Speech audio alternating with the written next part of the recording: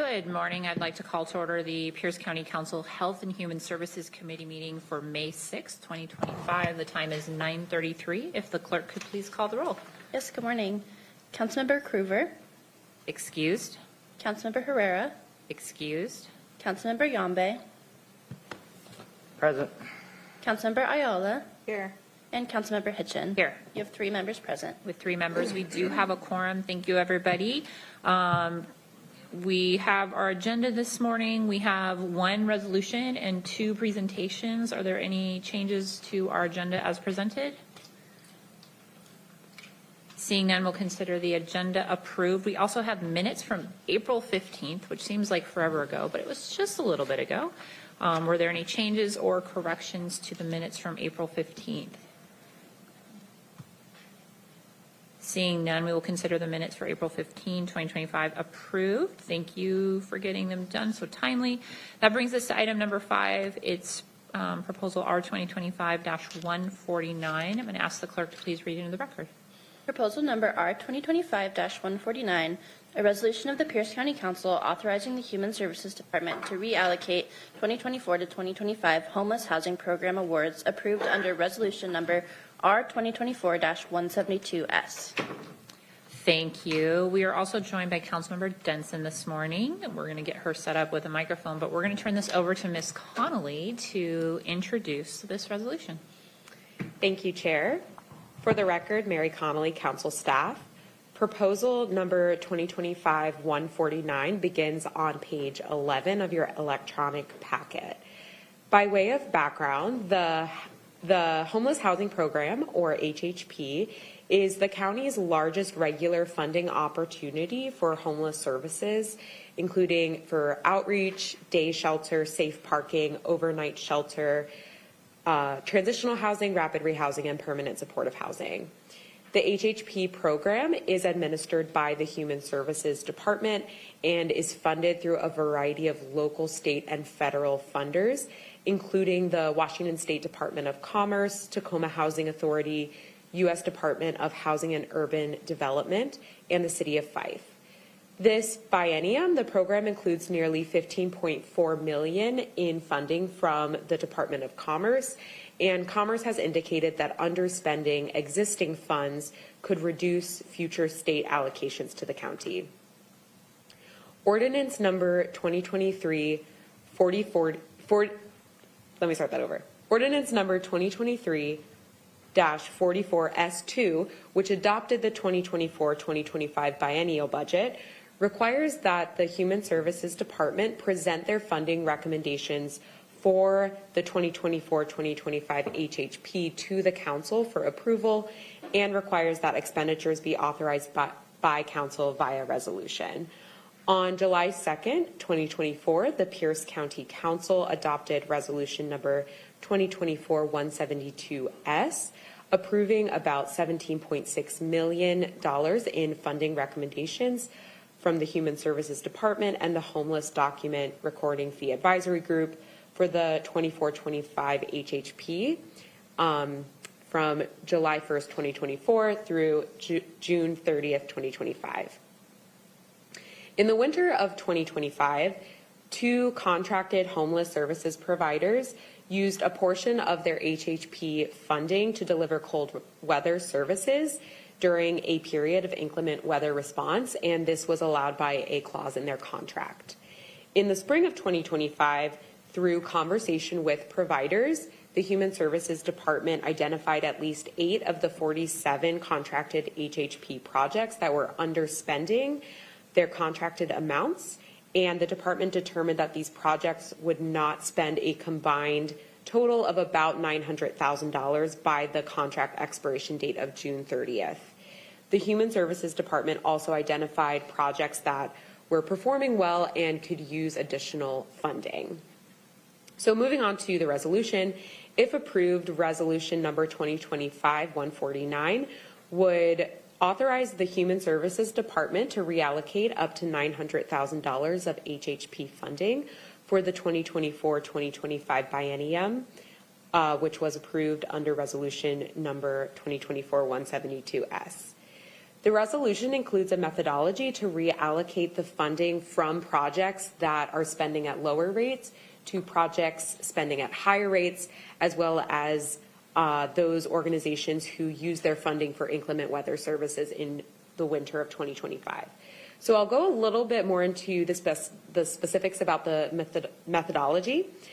The resolution specifies that projects that have expended at least 70% of their contract may have their contract increased up to 30% of their original amount, not to exceed $125,000. So this section allows allocation of a significant amount of funding to those organizations that are most likely to be able to spend it by the end of June.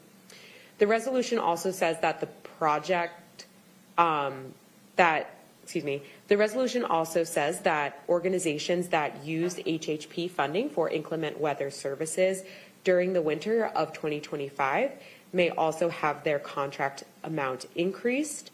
That amount is in addition to the increase that I just talked about that for organizations that are spending at the highest rates.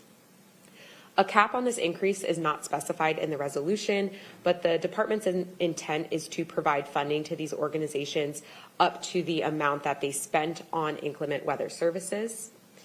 If there is funding that remains to be spent, then projects that have expended at least 60% of their contract amount may have their total amount increased up to 20%, not to exceed $20,000. And then finally, projects with higher spending percentages would be prioritized to receive additional funding sequentially from the highest to lowest rates of expenditure. The Human Services Department recommends approval of this proposal. There is a de minimis fiscal impact, and an equity note was prepared by the Executive's Office and is included in your packet. And today we have Devin Isaacson here from the Human Services Department to answer any questions you might have.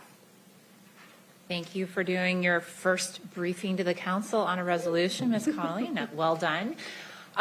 So we'll invite Ms. Isaacson. We also have Interim Director McGovern on the call. We'll start with who's in the room right now, but Interim Director, if you have any comments after Devin reports out, happy to go to you. Ms. Isaacson. Good morning, Devin Isaacson, Social Service Supervisor for Pierce County Human Services.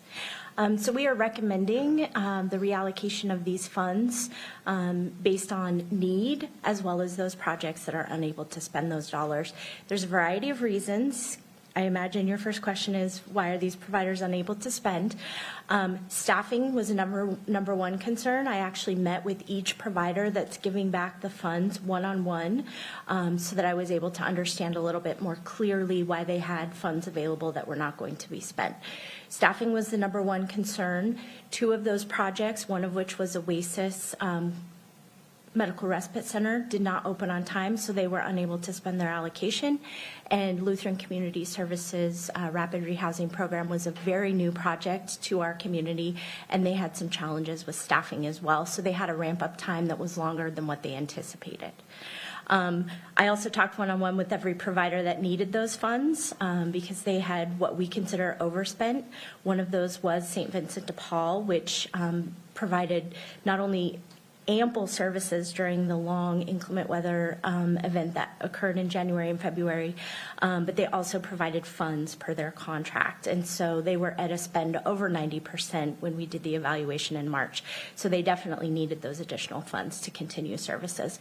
And that's for both of their projects, both the Hotel Motel Emergency Shelter Project as well as their day center, Thank you very much. Are there any questions for Ms. Isaacson? We'll go to Councilmember Denson.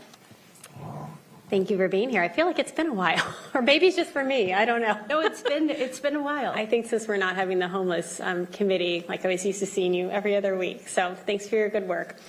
I'm sure I know the answer to this, but I just feel like I need to ask, in addition to looking to organizations that are able to spend the money, I assume you also, when you sat down with the organizations that were looking for more money, that you did some sort of an analysis or assessment on performance, like how well they were serving the community, how many people were housed, or how many people were kept in housing, or cost per person served.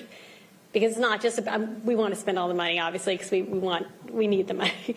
But we also want to make sure, obviously, that we're spending it most effectively. Can you speak to that a little bit, Devin? Absolutely. So the Human Services Homeless Team actually does weekly, monthly, and annual monitoring of programs. So I would say that we are frequently looking at their performance targets and measuring them against what is listed in their contracts. We did not directly look at each individual provider's performance to determine the amount that they were going to give back, because we didn't have a complex formulaic way to make those considerations mid-year when their contract cycle hadn't ended. So keeping in mind, we did this evaluation in March, and they hadn't actually performed for an entire year. So knowing their exact performance against not having the full contract year would have made that pretty difficult. Okay. And just as I say that, I do know that St. Vincent de Paul does amazing work, and they always Absolutely. excel, and they scrape by with very little. And so I have every confidence in the fact that they will put those dollars to very good use. Can you mention any other organizations that you think are going to be receiving additional? Yes. So Thames 3, which is the 6th and Orchard Emergency Shelter, is receiving funding. 3 projects for Catholic Community Services, their Montezuma homes, their Bridges Village, their Family Housing Network, which is a day center as well. I actually have a list. I'm sure it's in our packet. Yes. Thanks. Of course. Just so the public listening could hear some of those great projects. Awesome. Thank you. Of course. Thank you. We also have a question from, do you not have a question? Okay. Committee Member Yambe. Thanks, Devin. And I think I know the answer to this, but we got an inquiry asking, basically saying, are these projects that are not being able to be completed, costing taxpayers additional money by not doing it? And I think the answer is no. But just to reassure the public that taxpayer dollars are not, being spent because of the fact that organizations were not able to staff and get these projects finished. So as Ms. Connolly stated, these are all commerce allocated funds awarded to us for homeless services specifically. So there is no other use that they could be utilized for. Thanks. Thank you for asking that question. It was definitely on my list, so I got to cross it off, which is delightful. Vice Chair Ayala. Thank you, Chair. And thank you so much for coming in and doing this. I appreciate the language in here around reallocation. And so this is just part of that process. I have 2 particular questions, and they're more clarifying. The first is, in terms of the formula, can you walk us through that formula again and how that prioritization is occurring? Absolutely. So the way that we looked at all of the provider spend, and again, this was effective March 6th. So this would have accounted for 6 months worth of spend right in the middle of their contract based on when invoices are due. So that's kind of the reason that we're in a crunch for time, because we didn't want to evaluate providers before they had actually submitted their 6 months worth of invoices. One of the primary reasons for that is that we did have new projects, and a new project typically takes 2 to 4 months to ramp up for staffing and other things. So without that 6 months, it would have been very difficult to have an accurate amount. So the way that we calculated it is 70% or above would receive 30% of their total contracted award, and any leftover funds for providers at 60% or above with a cap of $20,000 would get 20% of their original contracted amount.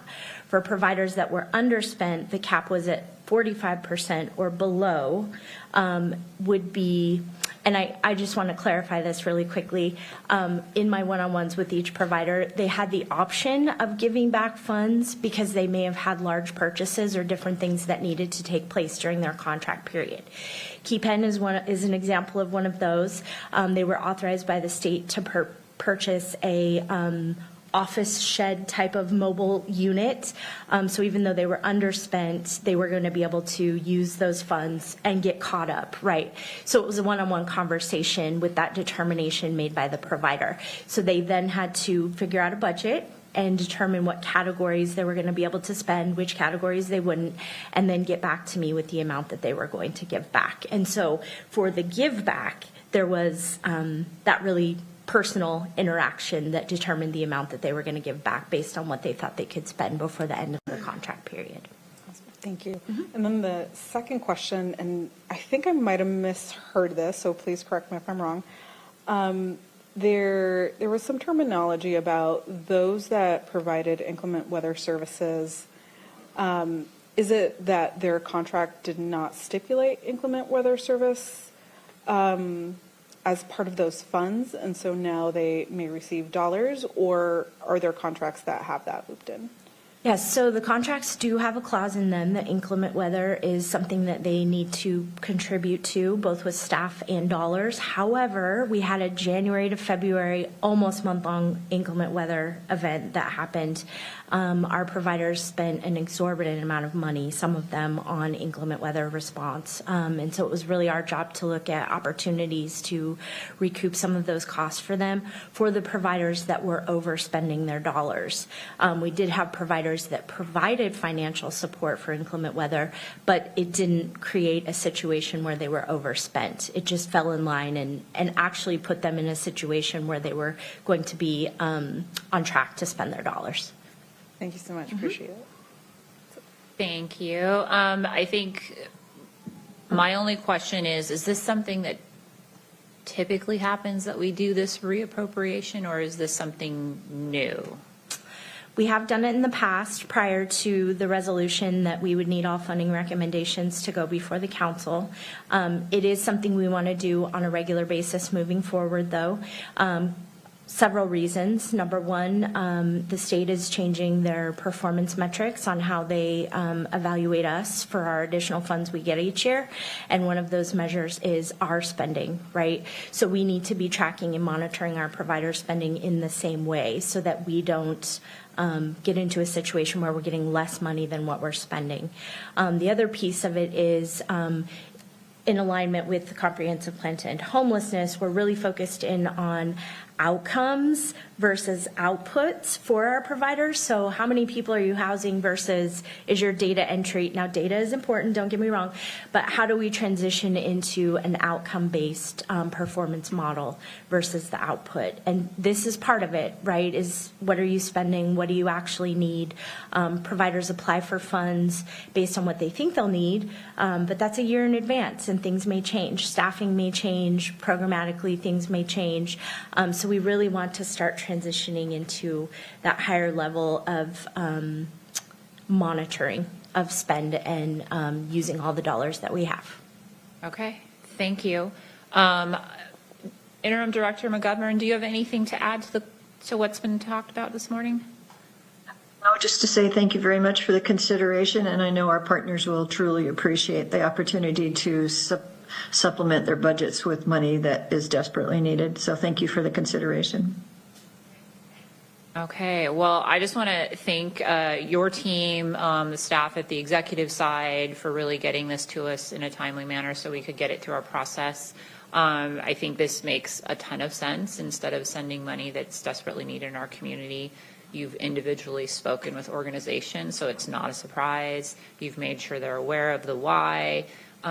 Made sure there wasn't something we didn't know, like something at Key Penn where it hasn't happened yet for whatever reason, and then being able to put those dollars back into the community and organizations that have capacity and know it's coming and will be able to get it out the door, because as I've said multiple times, the need is high.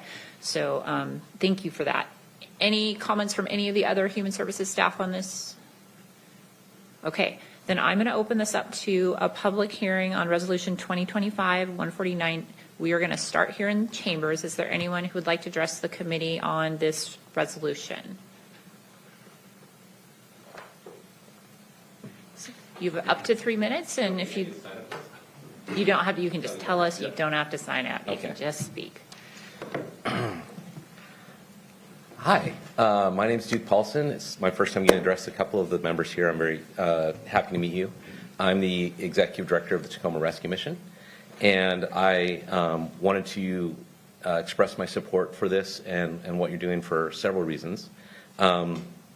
One, I'm obviously invested in believing this is crucial that we keep the funding that we have in the community and not spend it and use it. There's definitely need. From the provider perspective, it can be very difficult, as staff mentioned, especially staffing up. But even if you have an existing program, when staff leave or sometimes things happen that slow down your spend, and it's hard to catch up because it's like when you're running a business and you can't just suddenly increase production 100% and then go back down and then go back up again really quickly.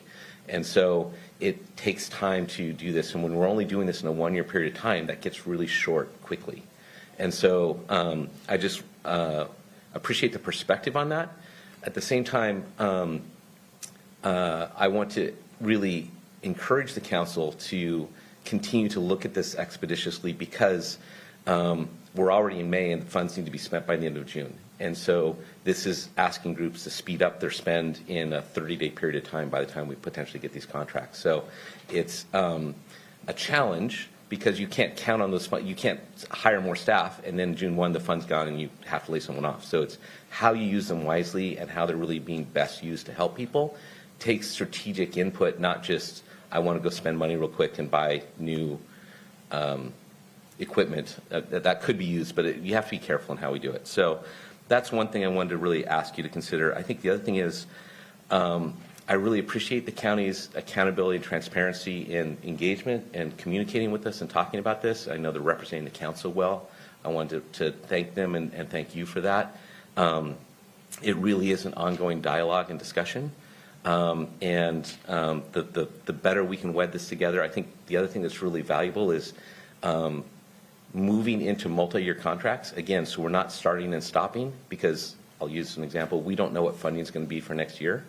And if I'm going to give staff potential notice of whether they're going to have a job after June 30th, we need to know what the funding is both now and for next year. So getting these processes through, having the multi-year option is really strategic for us so we don't have that start and stop. And then I just also want to thank the council for their investment and continue this. I know this is a woven together a lot of different funds, and so I feel like I'm trying to represent a lot of different partners here and thanking you for this engagement. So thanks a lot. Thank you for your comments. Is there anyone else in chambers?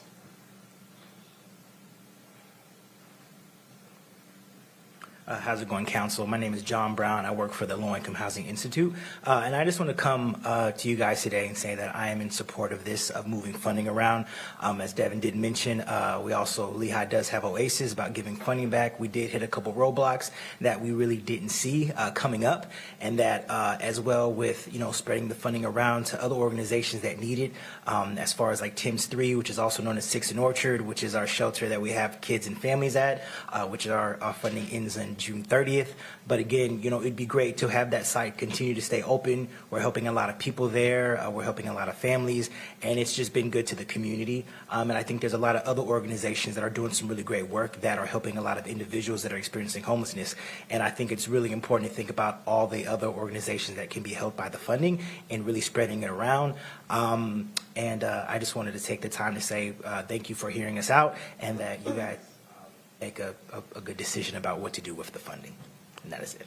Thank you. Thank you. Anyone else in chambers?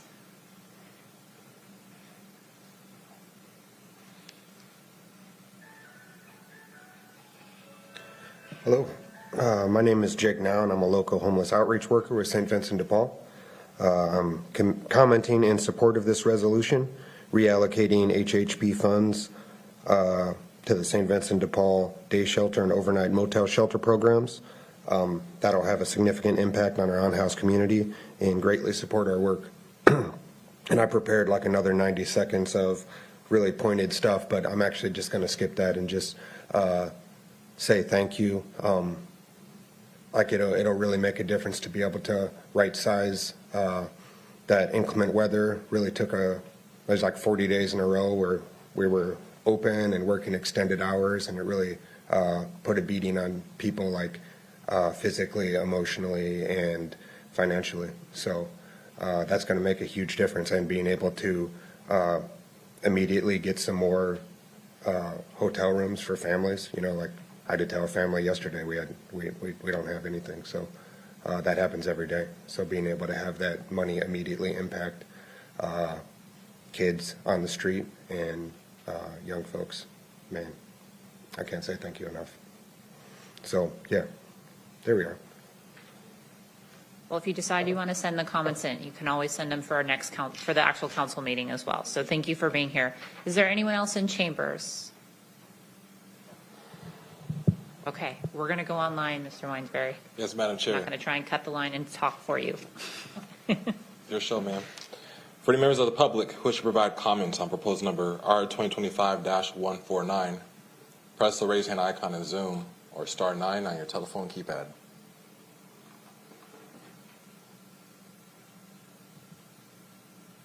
And I see no hands, Madam Chair. With no hands raised, I'm going to close public comment on Resolution 2025-149 and see if there are any further comments or questions from my colleagues.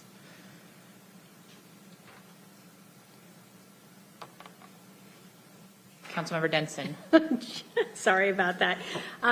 To the comment that was made, I think, by Mr. Paulson, what is the plan for getting these dollars out as quickly as possible and the commitment as quickly as possible, given the short time period that you have to plan and use it? Maybe that's to Ms. Connolly or to Devin. It sounds like, I think that would be to Devin. Okay. I feel like that's a Devin question as well. Yeah. Okay, cool. Deer in the headlights. Uh-oh. So what I would say in response is the team is working very hard on amendments. They've already have them drafted. We are waiting for the 13th when we hopefully get a vote for yes, and then they will go into the workday system and work their way through. We did have an intention to issue award letters so that if providers feel, we don't advise providers to spend money before they have an executed contract. So I will say that. But the plan is to get those into Workday, which is our internal system of distribution for amendments and contracts, and get them executed as quickly as possible. Councilmember Denson, is that? Oh, yeah, that's all. Okay. Thank you. Thank you all. So I am going to look to Vice Chair Ayala for a motion. Thank you, Chair. I move that proposal R 2025-149 be forwarded to the full council with the due pass recommendation. Second. It's been moved and seconded that we forward R 2025-149 to the full council with a due pass recommendation. Any further comments? All those in favor say aye. Aye. Any opposed? Motion carries. We will see this on the agenda next week, so thank you all.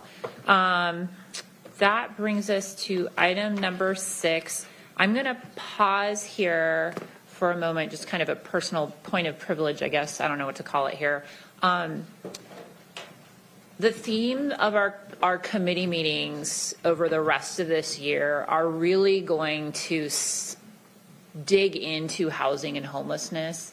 When we were at our council retreat, every single council member spoke of housing and homelessness as a priority. And while the lens might be different depending on who was speaking, it kept showing up again and again. We had a select committee on homelessness for over a year. I don't know exactly how long it was, but it was a long time. And they did a lot of learning and a lot of walking on and thinking about how we address homelessness. We also have now formally started the process of working on developing a URA. We are to the point where we've done the learning. We are now ready to do the policy work, and this is the policy committee for that. And so while last year at the end of the year and even at the beginning of this year, I was like, yep, we're going to bring back the select committee on homelessness. And then I started reflecting on what was the purpose. And the purpose of the select committee was to learn and bring stakeholders to the table to give us ideas. Now we have the ideas, we've done the learning. We need to settle in and actually look at the work. So I've been working with staff on kind of rearranging our work plan for the year. And there are a lot of it was around housing and homelessness. But there was also a lot of other really important things. So I was trying to figure out how, as a committee, we can do yes and we can do both. And what I've really settled on is using our regularly scheduled committee meetings for the rest of the year to really dig into housing and homelessness. But it's like, we're going to talk about veterans homelessness in the area where we're going to talk about veterans. We're going to talk about housing for people who are suffering from substance use disorder, one we wanted to talk about behavioral health. And so the topics are the same. The lens has really we are digging in to the policy work that is before this committee and before our council and our county around housing and homelessness. So to those listening in and to any of my colleagues, the new and improved work plan shows up, I want to say, is it page 52, staff? Is that the one we're looking at, or should I email it out later? It is in the packet. Let me double check on the page number. Okay. Yes, 52. Okay. So starts on 52, and then there are some items that we've kind of put down below, but we are going to dig into some of those other areas like mental health, substance use disorder, and youth are still high priorities. We're going to figure out how they go in this space, but we just, between staffing, we're ready to do the actions, and that happens here. So instead of trying to divide the work and continue the learning in one committee and then come back and do the policy work, we're ready. So I just wanted to share that, and then happy to have a conversation. But we'll talk about this again as we move forward and as you've had a chance to look at it. But just wanted to, before we started talking about housing, because that's what our next item is, to just make people aware of that shift, both on the public side, from the councils, the county side, some of our providers, and also my colleagues. So I had been talking about this, but I actually wrote it down. So it becomes real when you put it in a packet is really what happens. Okay, not seeing any comments or feedback, so we will move on with our regularly scheduled program and move to our affordable housing pipeline report. So we're going to have Ms. Connolly introduce this, and Mr. Schmidt, if you want to head to the podium because you are running the show on this one. Ms. Connolly. Thank you, Chair. By way of background, Ordinance 2023-65S2 requires the Human Services Department to provide a tri-annual report on their efforts to partner with developers to increase affordable housing development and preservation in Pierce County. The tri-annual report must include a pipeline of projects in the process of development. And committee members, you have in front of you a copy of the most recent pipeline. It's the really large sheets of paper that are in front of you.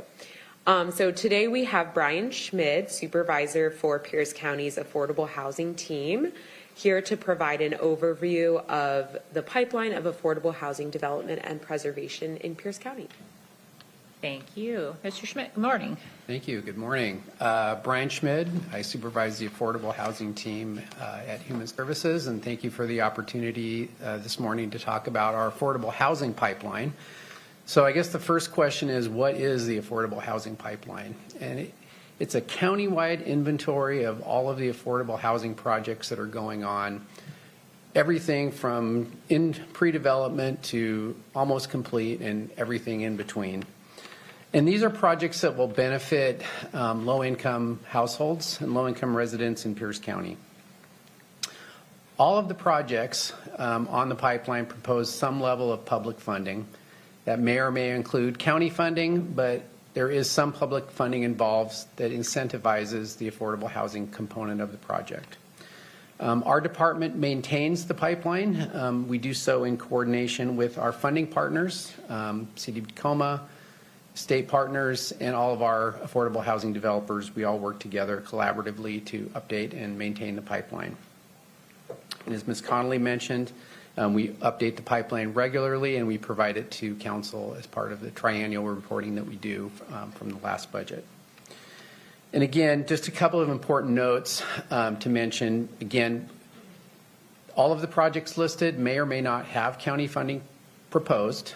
Most do have county funding proposed. And of the roughly 2,700 units that are in the pipeline, a little over half do have county funding currently awarded or committed to the project. Mr. Schmidt, can you help us figure out what slide we should be on if we're supposed to be on a slide yet? Slide 1. Okay. Thank you. Thank Thanks. you. And we can go ahead and go to slide 2. Thank you.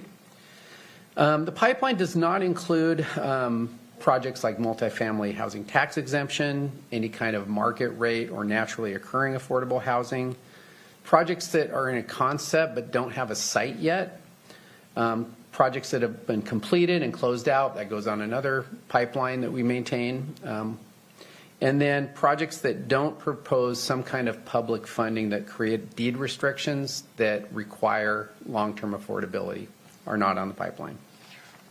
And by closed out, we typically mean certificate of occupancy has been issued and the project is nearly leased up. We can go to the next slide.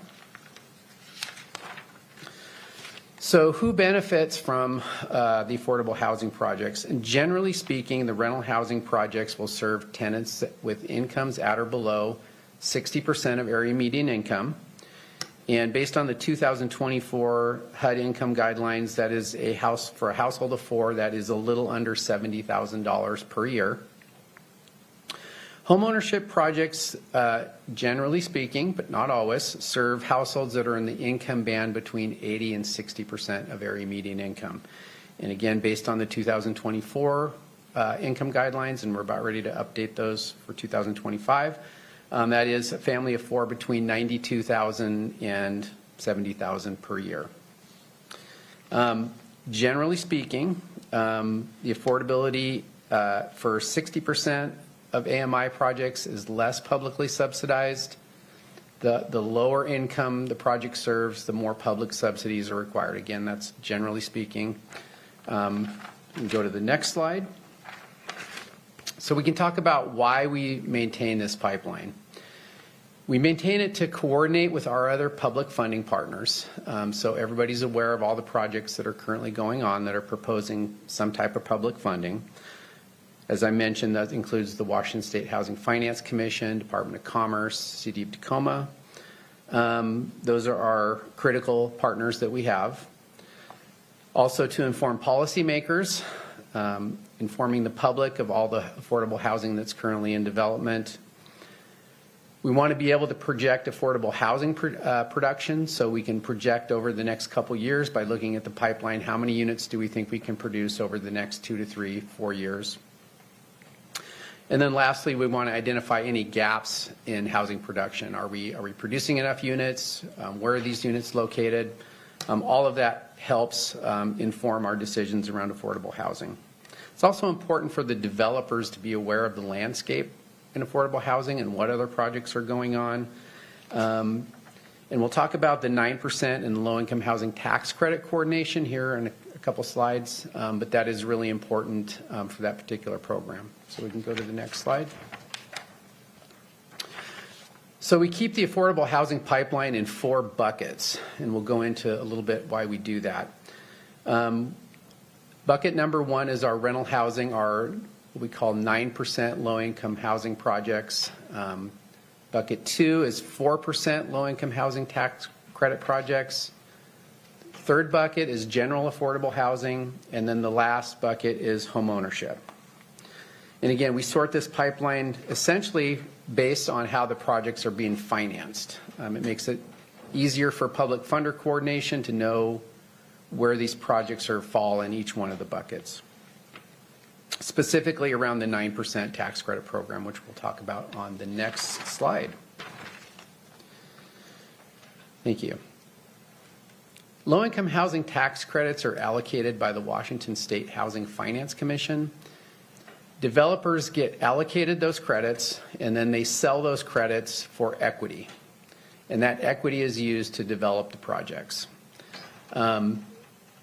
The compliance period, they get a tax benefit over 10 years, and they have a 15-year regulatory agreement that's in place for all the tax credit projects. The 9% credits provide the most equity.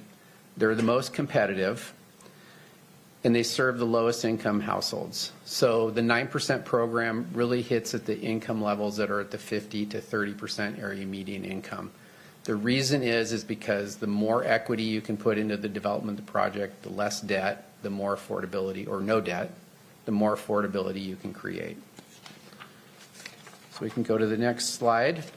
And here's where our challenge is with the 9% low-income housing tax credit program is we get, based on the Washington State Housing Finance Commission Metro Pool. We're one of 5 counties in their Metro Pool.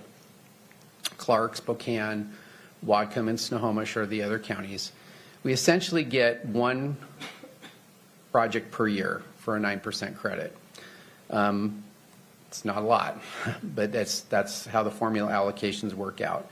So our resources for the 9% are precious, and we want to make sure that we pipeline it correctly and we prioritize it correctly, and all of our public funders are on the same page with those particular projects. And again, they really hit at the lowest, most vulnerable households, especially when you get into 30% of area median income. Often these projects can support permanent supportive housing or other special needs types projects. Based on the amount of credits that can be sold on the 9%, those projects usually are sized between 60 and 80 units. You can't really get any more than that based on the amount of credit availability. Right now we have about 440 9% projects that are currently in some stage of development. Some of them are getting ready to open, actually, in this month. Yeah. So we can go to the next slide. The next low-income housing tax credit program is the 4% low-income housing tax credits. It's also known as the multifamily tax-exempt bond program. They're not as competitive as the 9% credits, but they don't provide as much equity as the 9% credits. So you get more debt from the tax-exempt bonds. You get less equity investment. So generally speaking, those projects will serve tenants with incomes at the 60% of area median income and below level. Again, that's a family of 4 making between or around $70,000 per year or less. Those projects can be a lot bigger, over 100 units. Examples of those projects were, for example, the Copper Way project in Spanaway.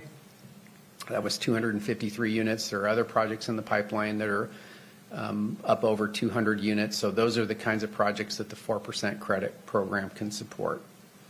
Typically speaking, those have less public investment than the 9% projects, but some level of public investment is required to make those projects pencil out.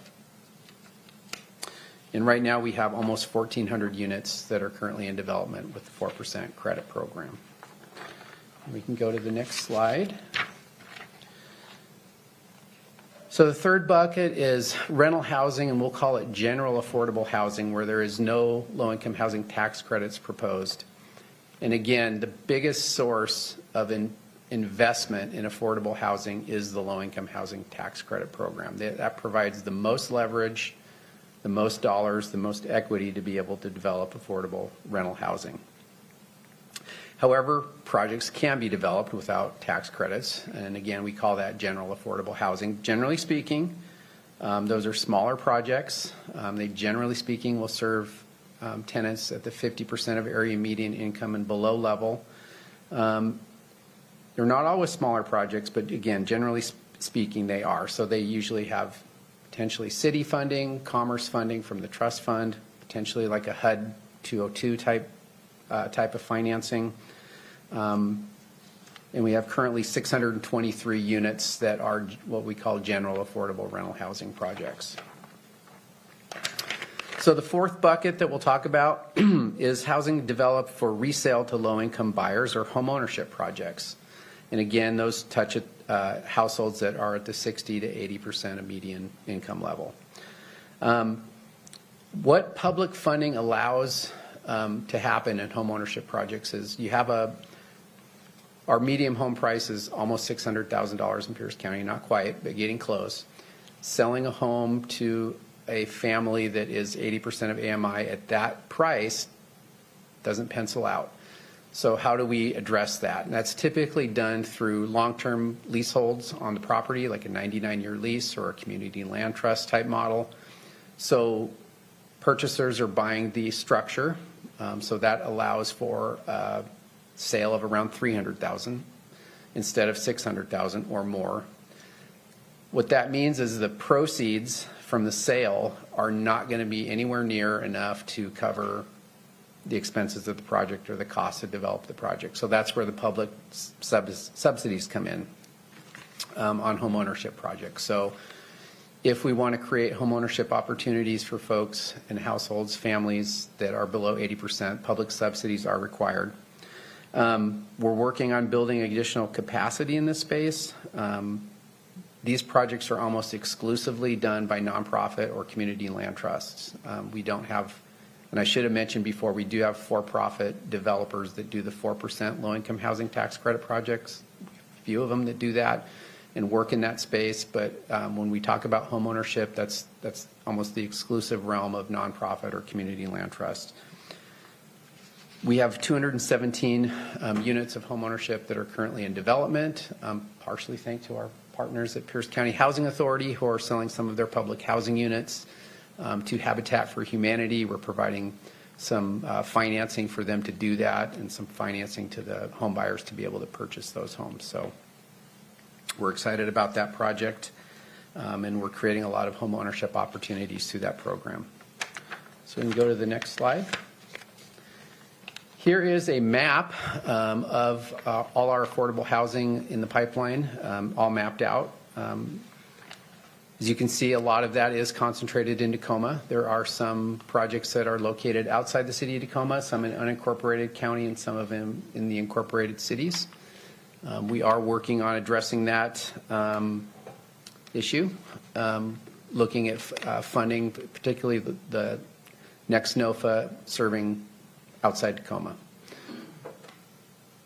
Go to the next slide. So talk about some of the funding opportunities that are upcoming. We currently have our Maureen Howard Affordable Housing Fund for rental housing out. Those applications are due on May 12th. Pierce County Community Development Corporation has an acquisition loan fund, and we are looking for opportunities outside Tacoma to acquire land in Land Bank. Those applications came in. We're currently reviewing those. And we are working on our homeownership NOFA through the HUD Home Program and getting that released here in the next month or two. So with that, be happy to answer any questions about our affordable housing pipeline here in Pierce County. Thank you very much for the overview, Mr. Schmidt. I will look to my colleagues to see if anybody has questions. I'm seeing if any of the committee members have questions first before I go to Councilmember Denson, but okay, Councilmember Denson. I just have a quick, easy one, just for my clarity. When you say we have X number of units in development, who's the we? Does that mean Pierce County wide, or does that mean projects that the county is contributing to in some way? No, that means that developers that are developing affordable housing projects countywide that may or may not have county funds, but do have some kind of public subsidy that requires the affordability. Okay, thank you. I think if we take a deeper look at the pipeline, most are proposing county funds. Some may not have them awarded yet, but most are proposing, but they don't have to have county funds. But it's good. It's great that we're capturing all of that, so we have a full picture of what's coming. Yeah, all right, thank you. Exactly. Thank you for that. We'll go to Committee Member Denson. Or Committee Member Ayala. I could be Committee Member Denson. Thanks, Brian. In terms of the number, I believe it was 111,000 units by 2044. Am I correct? So great, wonderful. In terms of that number and this pipeline, are we tracking all-encompassing projects or just county-involved projects toward that number? We are, with this pipeline, we're only tracking the affordable housing numbers. Okay. We're not, this pipeline does not track the market rate or other developments that are going on. These are only projects that have some kind of public subsidy that will create a restriction on if it's a rental, who can occupy it. It has to be, rents have to be affordable, the income of the tenants and the occupants have to be below a certain level. For home ownership, buyers have to be below a certain income level, but it's only tracking the affordable. The affordable. And affordable piece of that. is that I'm trying to remember my data. Is that about 65,000 units needed? The number that sticks out in my mind is 2,300 units per year for households that are at or below 50% of median income. That's the number that's here. Got it. Thank you. One last thing. The housing development pipeline, do we have a version of this that outlines the overlap of the 4%, 9% general affordability and the home ownership? We can create that. Okay, great. Yeah. Thanks. Thanks, Ryan. Thank you. Thank you for the questions, Vice Chair Ayala. I think, Mr. Schmidt, I guess my biggest thing is, like, in the last 4 years since I got here, we've continued to really get better around tracking, coordinating, acknowledging, and understanding where these projects are happening, which I think creates trust with the community that asks questions like, why are we giving tax credits? Why would we do these things? And it allows us to bring the community along, because public housing sometimes has a really bad rap if we think about where it was decades ago and how it was utilized. And we're really being thoughtful about how we're investing and expanding. The need is great. It's exciting to see developers that are willing to partner with us and expand their scope of work. They're trying things they haven't done before. The area that I continue to be not most interested, I'm interested in all, but one of the ones that I'm really interested in is the permanent supportive housing. I think that's a new area that has such an incredibly high need, and one of the biggest systems investments that will really address chronic homelessness, and not saying people who are chronically homeless will end up in permanent supportive housing. I'm talking about stopping the bleed of people entering chronic homelessness. And so I'm wondering, where does this report help with permanent supportive housing? In my opinion, that is in the realm of the 9% low-income housing tax credit projects. I'm speaking generally, of course, because that's the most equity investment and creates the biggest affordability and specifically hits at the 30% of very median income or extremely low income target. Those are really where the opportunities are to create the permanent supportive housing. It's not the only opportunity. There are other things that can be done around permanent supportive housing. We recently had a staff that took a training on financing permanent supportive housing, and it's a little complicated to try to make those projects pencil, because sometimes they need rental voucher support. Tenants that are at 30% probably are actually at below 30%, like at 20, 10% of AMI. So penciling those out, having the subsidies to the tenants, and then having the service funding to go along with the housing are all intertwined in making those projects work. But back to your original question, I think you'll see that those PSH or permanent supportive housing projects are in that 9% bucket. Okay. It's an area I just think we really need to be thoughtful as we're trying to get to functional zero around homelessness, because there's the need is great. I also look at our aging population that is going to need permanent supportive housing, and as they're aging out of being able to be independent. So it's good that we have such variety. I just think I don't want to lose focus on a couple of those, I guess, products, types of housing that I think are really important when we're trying to improve quality of life for some of our most in need in our community. We will go to Committee Member Yambe. I appreciate the presentation, Brian. So I have a question, and this might be a left field, but I'm curious. Have we ever thought about options like social housing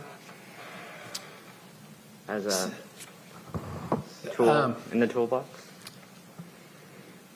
Not specifically social housing, but that's something that we definitely can look at. We're looking at really anything that can create volume and production. There are some potential opportunities to look for private partners, other equity funds that can invest in affordable housing. I don't have a lot of specific information on that, but that's something we're thinking about. Because, kind of to get to your question, there's a limited amount of public funding. Even if the county had more money, the amount of leverage that's out there isn't going to necessarily increase. Mm-hmm.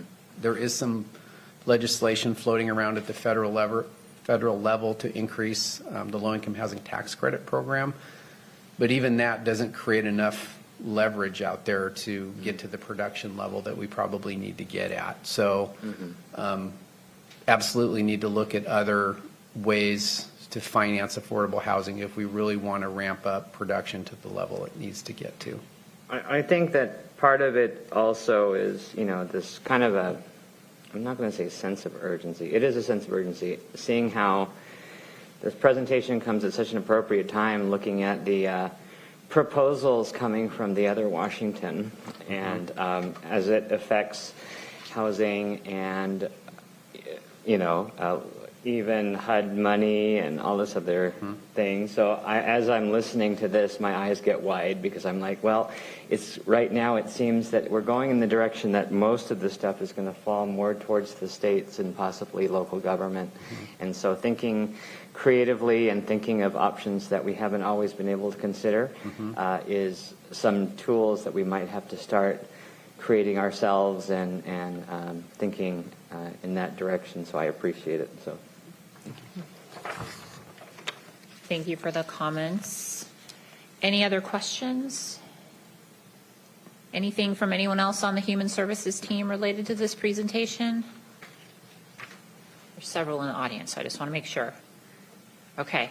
Well, I just want to thank you for the report, the update, and continuing to work on this. I think, like I said, it helps us build trust and with the community around what we're doing with their dollars, because especially with like Maureen Howard and some of the document recording fee, like people gripe and complain about paying additional costs, and they want to know what it's paying for. And now I can show them the impacts that these projects will have and why it's important. And it's always helpful to show where the money's going. So thank you for helping us do that. Thank you. Okay, we are going to move on to our last presentation here. We're going to turn this back over to Ms. Connolly to introduce. Thank you, Chair. Before I do that, I just wanted to give one clarification. We have Erica Rent Hunt listening in, and she is our expert on housing growth targets, and she let me know that based on our adopted housing growth targets by income, housing affordable at 50% AMI or lower for unincorporated Pierce County is 849 units. So perhaps your number was for all of Pierce County. Based on the housing action strategy. Okay. Great. And if you didn't hear him, he said that was based on the housing action strategy, the number he gave earlier, which was countywide. Okay, sorry about that. All good. Thank just you. clarifying. Okay, so next we're going to go. Okay, so our next presentation, we have Tamara Mead and Riley Guerrero here to provide updates on Pierce County Housing Authority's work, including updates on county-funded projects and information on ways that local governments can be good partners to their organization. Tamara, is Tamara? Stepped out. Family emergency. Okay. It's going to be me. No, it's just going to be Riley. So Riley Guerrero is the Planning, Policy, and Community Engagement Manager for the Pierce County Housing Authority. And so I'll turn it over to Riley. Thank you very much. Good morning. And for the record, just Vice Chair Ayala has a housing-related meeting at the national level with our National Association of Counties. So she's going to get up and leave. No offense, just wanted you to be aware. I won't take it personally. Okay. Hello, Council. As Mary mentioned, my name is Riley Guerrero. I do planning, policy, and community engagement for Pierce County Housing Authority. It's a great honor to be here in conjunction with Affordable Housing Week and to let you folks know what we're working on and hopefully just answer some questions about ways that we're hoping to increase the production of affordable housing in our area. Tamara Mead was hoping to be here today. She's our Deputy Executive Director. She had a family emergency. So if you have any specific programmatic questions, I will do my best to answer, but I may have to get back to you later. We also have our Executive Director here as well. So next slide, please. For housing authorities, we're best known for our work, of course, with Section 8 or housing choice vouchers, but that is only one part of what we do, which we want to stress to the county that we are also looking at other ways that we can increase affordable housing in our area. Section 8 housing choice vouchers are a major part of our work. We're very proud to have this contract with HUD, but this is just one contract that we hold and one way for us to increase affordable housing. Our goal is truly to use our resources to attract additional funding, whether that's at the state level, the federal level, or even private funding to increase affordable housing in our region. We're also committed to geographic diversity. As Pierce County's housing authority, we operate outside of the city of Tacoma for our property acquisitions and developments. We currently own no property within the city limits. So we're very excited to be able to provide housing outside of these kind of like concentrated areas where housing development may be taking place with additional funding resources or more naturally through private development. Next slide, please. So we wanted to talk a little bit about all the things that we do and just have that on the record for you folks to consult with later. But our variety of programs are federal and in some cases non-federal, and we like to kind of draw a clear line between those programs so folks know that we're operating in a lot of different ways in our community. Low-income public housing is the program you probably hear about a lot with us. When we say public housing, we're always talking about this program. It's one of our HUD speak terms for something very specific that sounds very general. In 2022, we had 124 single-family homes, but as mentioned, we're going through a disposition. We're going to talk about that in great length later. But the number is currently standing around, I believe, 70 homes with residents moving out.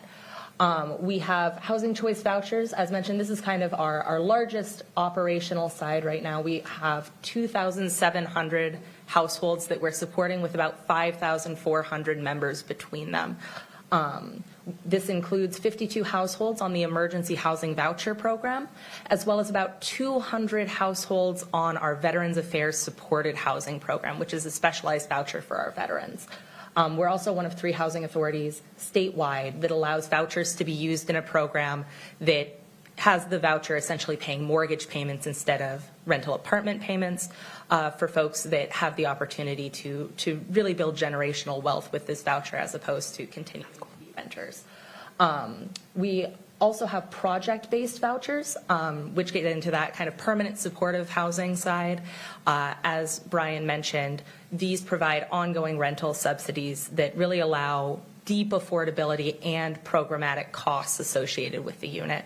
So one of our programs that's a project-based voucher program is our Montgrove Manor, which is done in conjunction with Greater Lakes Mental Health. That's a program for folks to enter housing coming out of behavioral health challenges. And so the ongoing subsidy provided by those vouchers allows Greater Lakes Mental Health to actually pay program costs associated with providing that sort of housing. But we also have other programs as well that don't come from this federally funded subsidy source. We have an affordable housing portfolio containing 727 units in our county. These were bought without federal funds. So these we own and operate as essentially a business enterprise. We keep the rent naturally low as opposed to getting ongoing subsidy or initial subsidy in order to do that. So it's essentially foregoing that kind of potential profit margin to keep the rent low as opposed to being a deed-restricted affordable housing that has reporting requirements and things like that. We have 4 small and mid-sized communities that are around the Lakewood and unincorporated Pierce County area. We have 3 larger communities, including a community in Fife we're really excited to share some updates on. We also have a rural development project called USDA 515, and that's for seniors in Ording. Next slide, please. So we like to provide this chart. It's hard to see, but it's easy to consult at a later date. That kind of shows what sorts of funding we're talking about as we go into the strategies that we're using to increase affordable housing. Because with each of these kind of subsidy methods that you see to increase affordable housing, it has different ongoing or one-time costs, different opportunities for how it's creating housing, and also different risks associated with the longevity of the subsidies. So housing choice vouchers are really our bread and butter. They're what we're doing a lot of. That's an ongoing monthly rental subsidy that we're paying on behalf of a tenant family who's paying about 30 to 40% of their income to their rent. We pick up the rest of the tab as long as the unit meets rent reasonableness for their family size and also for the amenities in the unit itself. Project-based vouchers are tied to the unit instead of the family. That's where we get those permanent supportive units where we're subsidizing the unit itself. We're assisting with its ongoing operational costs over the long term. And when that family moves out, maybe their needs change or they graduate off that program, that unit stays subsidized for the next family. Low-income housing tax credits, which Brian mentioned, those can come in 4 or 9%, but that is really a one-time funding source to develop, acquire, or rehabilitate units. It doesn't have this ongoing programmatic funding that supports your operations over the long term. So with that, often at the 15-year mark, these are programs that need an additional recapitalization or additional investiture of tax credits to get systems repairs done because the rents are maintained at that very low level over the long term, which means that they're not building up funding to really handle large maintenance events in the kind of distant future for this initial investiture. And housing choice vouchers and project-based vouchers can be stacked into this low-income housing tax credit in order to provide that ongoing subsidy. So that kind of marriage of subsidy is really necessary there. We also keep naturally occurring affordable housing on this list because it's a really vital resource. This is housing that is owned not with subsidy or federal dollars or federal investitures or deed restrictions. It's a landlord who's choosing to keep their rents naturally low for one reason or another. This is housing that usually has some deferred or long-term maintenance needs, but it can be very useful in terms of creating programs or allowing additional flexibility. There was a question earlier about social housing, and I'm going to go a little off script, but this is an area where we can see a lot of opportunity for creating things like social housing. When we look at low-income housing tax credits, for example, you're usually restricted to the terms of your agreement in terms of how many units are at any given income level, right? You're funded based on the basis of how many units you're providing. You're sending in applications. You then get a covenant that's deed restricted on how you're going to be administrating that property. And the more units you have at those lower income levels, the greater amount of funding you essentially qualify for. So if you want to do a social housing program that has that kind of income range and stretch, you're reducing the amount of public funding you can apply for and reasonably expect to receive, because the metrics around those are really set to subsidize the most amount of people at the lowest income possible. But if you get outside of those kind of federal funded projects, or you have ways to limit the amount of federal funding that is that restricted to those lower income levels, then you can kind of play with programs in a way where you can create those sorts of like stretches of income levels that are receiving that the benefit of that community. So it's a great resource, but it's hard to do, right, because of the amount of money that goes into creating projects. A lot of projects that are affordable in this region really just do need those public funds in order to get off the ground. We also keep low-income public housing up there as its own unique kind of strategy for low-income housing. It's really self-contained to public housing authorities. It's a housing strategy that's owned by the PHA, managed by the PHA. It doesn't involve those outside landlords or outside funding sources. And so it's really tied up with the federal government and their allocation to the program, which makes it very risky in times when it is not as desirable of a program to receive funding, depending on what's going on at the federal government. It's also a very large program nationally. So when there's deferred maintenance needs on a national level, they get very high. And they don't have those private partners who can use different revenue sources to also bring in additional funding. So it's a riskier program, which is why we are getting out of it now, which we'll talk about a little bit more in a minute. Next slide, please. So we did want to talk really quickly about who we serve, what our target population is, who we're working with in our community. Next slide, please. And just some really quick facts about our participants' race, disability status, and income so that you folks have a bit of a picture on that. We are proud to be a very diverse service population. We're about 42% white and 58% people of color for our total participant breakdown.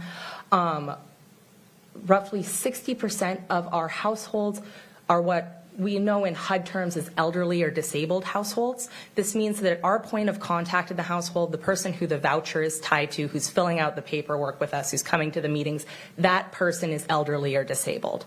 A lot of those folks are one-person households. A lot of them are seniors and elderly and disabled. But for that 40% that's not an elderly or disabled household, a lot of those households also have elderly or disabled members. But the person who's doing the paperwork, the voucher is following, may not be elderly or disabled themselves. Our average total annual income is about $21,000 per family. Our average family size is 2. So that does put them at or below usually that 30% area median income mark. We, of course, do have families making significantly less, and we have families making significantly more, but those usually depend on family size as well. So we have families who are making more, but it may be a family size of 5 or 6 people, oftentimes 5 or 6 people with 3 or 4 minors. Next slide, please. So this is just kind of like a basic profile of who we're serving. Most of our elderly or disabled households are one person, usually one person on Social Security or with what HUD would call unearned income, which means Social Security, pension, disability income. These are folks who do have money coming in. They have money coming in regularly. It's just a very, very low amount of money, which means they're vulnerable if they were trying to find a unit on the open market because they're not going to qualify for 2.5 times the rent anywhere, even if they have enough money to meet their basic needs every day with the voucher. For our larger family sizes, we also have a lot of single-parent guardian households. These folks are, usually working, but they're underemployed for their needs, right? Because they're juggling childcare and possibly younger children's medical expenses as well. For these folks, the barrier that we see is often that employment income barrier of how can we find a financial situation for this person who may have, childcare, school schedules they're working around that would meet their needs in terms of what their family needs to support itself. We also have what we would call a working poor household, which is a pretty typical household type. That's multiple adults who may be multiple wage earners in a larger household. But what we see here is that these folks often have more barriers to household. When you have multiple adults, you have multiple credit scores, you have multiple rental histories in a lot of cases. And so that's really where we see, when we're doing program work on our family self-sufficiency program, it's a lot more intensive to try and find ways to grow folks' income and reduce those barriers when you have a lot of adults in a household who all may have barriers to getting housed. Next slide, please. And of course, we want to make sure that we specify that a lot of these situations overlap with one another. We have folks who are exiting chronic homelessness who fall into these categories. We have multi-generational and gap generational households that we're serving. So, an older adult who's maybe taking care of grandchildren, wasn't expecting this additional expense, is underemployed to take care of more than just themselves. And that's going to be a really large barrier for growing income in the long term to not need a program such as ours, right?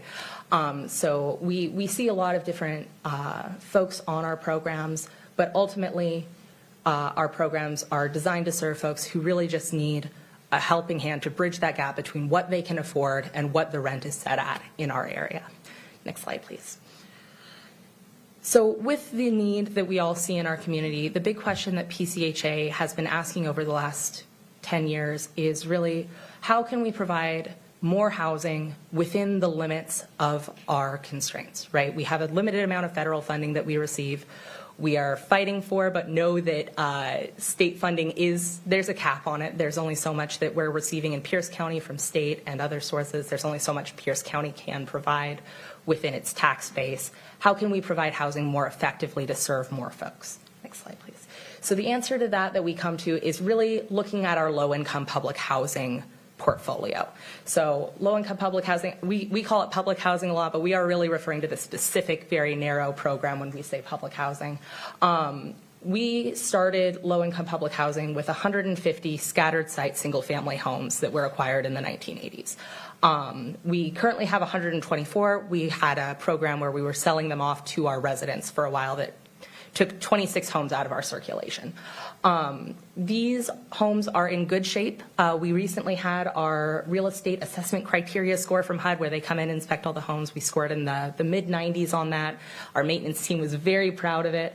But we know that with 124 homes, 124 roofs, a significant amount of them on septic systems in unincorporated Pierce County, these represent a significant long-term maintenance expense that we know that we're not getting the funding from the federal government sufficient enough to say we can preserve this for the next 20, 30, 40 years to the point where it would need to be. Next slide, please. And HUD recognizes this, thankfully.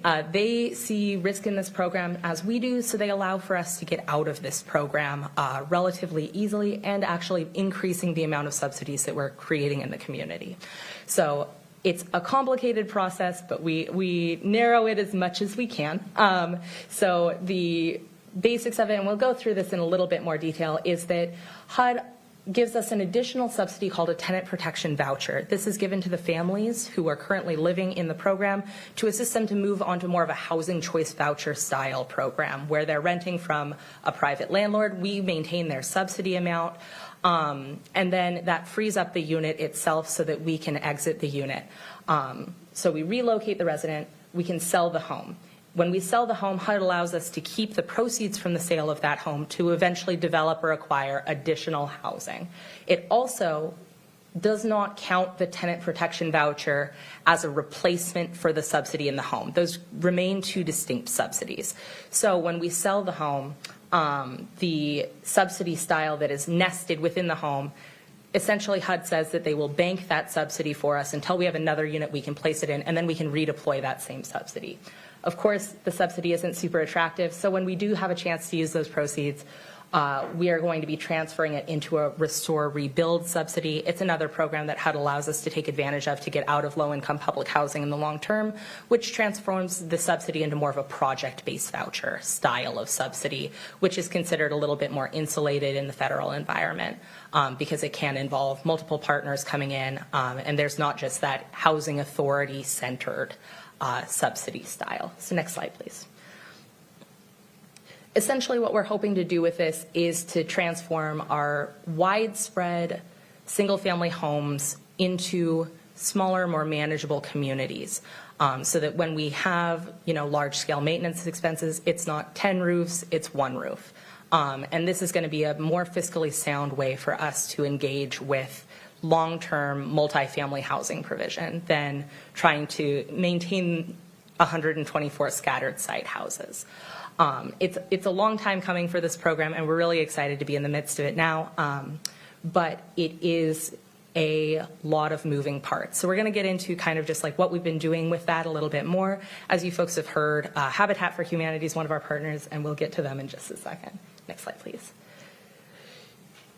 So our first step, of course, is our residents. We want to make sure a lot of these folks have been in our housing for a very long time. We want to make sure that they are being taken care of in this process, even though it's something that we need to do financially. Moving is an extremely stressful process in the best of situations. So out of the proceeds that we anticipate, we are providing designated staff whose full-time is helping our families through this process. We have 2 relocation assistant positions, and one of our housing specialists who's been working with these families previously is also assisting with the changes in paperwork, things like that. We have a staff van that we're using to take folks on apartment tours, neighborhood selection. We have moving services on call for folks. So we have moving and junk services, little to no cost to residents. We also offer credits for self-move. So if folks self-move, we offer cash incentives for that. We have one-on-one form assistance. Our folks are going out into the field, filling out paperwork, helping with applications. And we're also doing financial help with security deposits, pet deposits, administrative fees, holding fees, things like that, so that folks aren't experiencing a financial barrier to moving into new housing, because that was one of the most important things for us. Next slide, please. So one of our key goals, though, is to not decrease the number of affordable homes in the county through this process, because one of the key barriers to getting folks into affordable housing is the housing itself not existing. So we've created 3 levels of sale priority for the home. Our board was really focused on making sure that these priorities were reflective of our needs in the community and also reflective of our organization's values. So the first sale priority is for residents of that unit or participants in our family self-sufficiency program, which is designed to help residents build their income and build credit. So as of 5/1, we've sold 4 homes to their low-income public housing residents. This was a huge victory. It took a lot of coordination from our team, from our residents, to get to that point. We have another 2 families who may be buying out of our family self-sufficiency program. We're really excited to keep working with them to try and get them to the point where they're buying those homes. Our second level of priority is nonprofit partners. So before we ever take the home to market, we're taking them to our nonprofit partners, saying these homes are available. Are they of interest to you? Right now, our nonprofit partner is Habitat for Humanity. We do have an open RFP if other nonprofits are interested in these homes as well, so folks can come and see them and be part of that pool. But their model is extraordinary for creating and preserving low-income housing opportunities with single-family homes, because that is a very difficult model to make work. So far, we've sold 45 homes to Habitat for Humanity. We've got an additional 5 or so pending sale. Those numbers may have gone up since the last time I looked at them, but we are really excited for that opportunity to be in partnership. We know that they have had a lot of support from the county, the state, and people all over the county as well in private donations to really make this happen, and it's an extraordinary program. We've also sold units to the public. So our third level of priority, if our nonprofit partners say this unit isn't for us for whatever reason, we can't do it, is to go to public bid. But we have established a preference for first-time home buyers, VA home buyers, down payment assisted home buyers, to make sure that whenever possible, these homes are really going to folks where they can build wealth with them who would not necessarily have the opportunity for an entry-level home in our market. So far, we have sold all of our homes to market have been for owner-occupied homes, the vast majority first-time home buyers, and we've had a couple of VA home buyers as well. And we know that that is often a process to make sure the home meets muster for those types of loans. We've been really proactively working with folks to make sure that, you know, if it needs something within reason, we are able to get that done for them. Because HUD requirements do stipulate, though, that we sell these homes based on their 2022 appraised value. So we can't drop the sale price too much, but we can wiggle with that to make sure that they're a little bit more affordable for folks who may have challenges entering the market in our region. Next slide, please. So once we sell them is where things get a little bit more complicated programmatically, but this is where we actually get to expand affordable housing opportunities in our area. We expect to raise about $44 million gross from the sale of public housing properties, probably about $42 million net after our expenses for relocation, et cetera. So as we've kind of laid out, once we sell the homes, our residents are still protected on their tenant protection vouchers.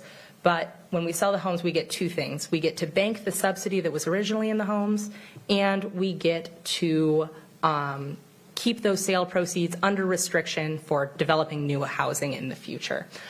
So we are in the next step of the process. We're developing, acquiring, rehabilitating housing. After we are rehabilitating that housing up to standard, then we can put in the LIPH subsidy. Of course, as mentioned, the LIPH subsidy does not long-term fund what we need it to fund, even in a multifamily format. So we essentially put it through a mountain of paperwork, and the minute that it actually hits the unit, it turns into what's called a Restore Rebuild subsidy. This is a program that functions very similarly to project-based vouchers. It is distinct in that it's its own funding pool, which has its risk in the federal environment. but it's considered more safe, and it can also be put into units that may not necessarily be owned by the housing authority. We may have partners coming in, so it's insulated in the sense that it's not just a government housing complex necessarily.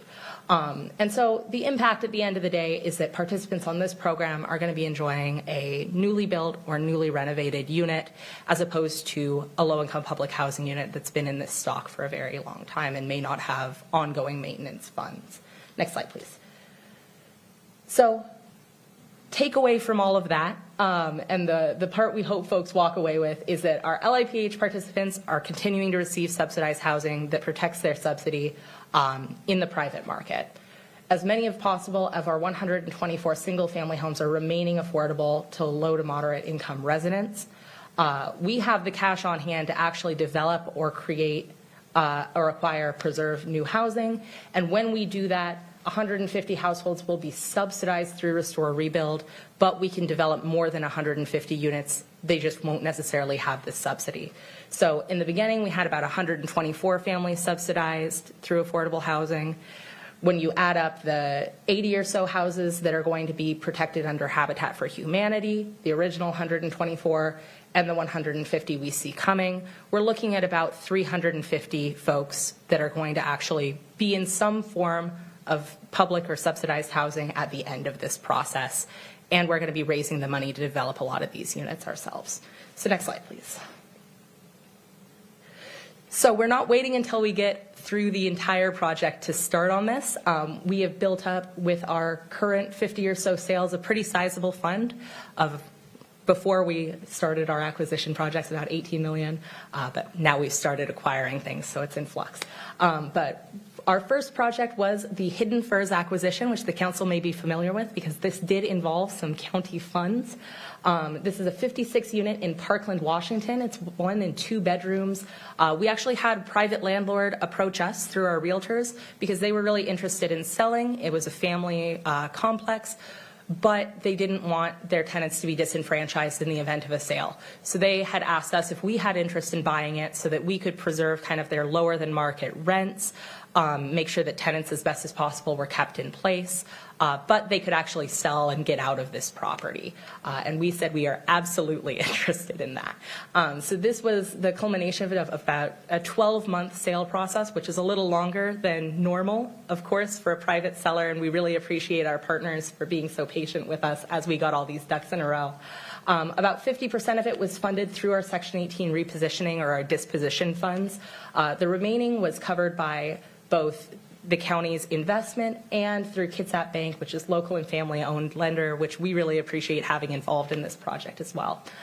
So the residents are now a part of our affordable housing portfolio. They're queued for project-based voucher subsidies, so we're not actually putting Restore Rebuild into this complex just because of the amount of time that it takes to go into that process and that we were on a private sale. But we are going to be subsidizing that through project-based vouchers, which for the resident is essentially going to be the same impact of 30% of their income to rent.